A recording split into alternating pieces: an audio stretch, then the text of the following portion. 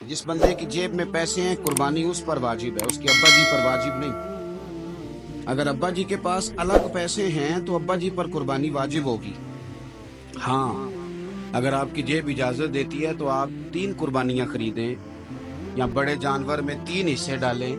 तो अब आप 2 वालदैन की हो गई, एक आपकी अपनी हो गई, लेकिन जब तक आप पर वाजिब कुर्बानी आप नहीं देते तब तक वालदैन की कुर्बानी देना दुरुस्त नहीं है, क्योंकि ये दीन में वाजिब है। जो नमाज आप पे फर्ज है वो आपने पढ़नी है और जो अब्बा जी पे फर्ज है वो अब्बा जी ने पढ़नी है। इस मसले को भी जरूर ज़हन नशीन करें। उससे अगली बात जो और ज्यादा जरूरी है उसका जरूर ख्याल फरमाएं। हिस्से डाले जाते हैं कुर्बानी के हिस्से, तो 6 हिस्से हो गए, अब 7वां हिस्सा मिल नहीं रहा, तो एक तगड़े से बंदे के पास जाके मालदार से कहा कि चौधरी साहब हिस्सा डाल ले, एक हिस्सा कम है।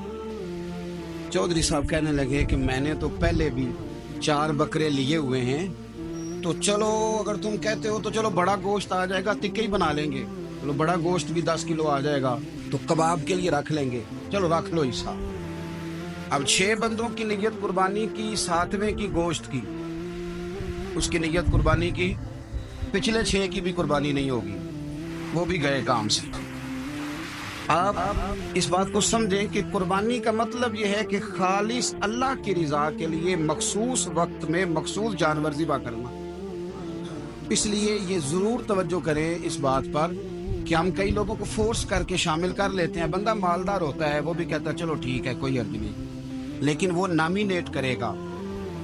अगर उसने अपनी कुर्बानी रख लिया तो फिर वो बताएगा ये कुर्बानी किसकी है, वालदैन की है, किसकी है।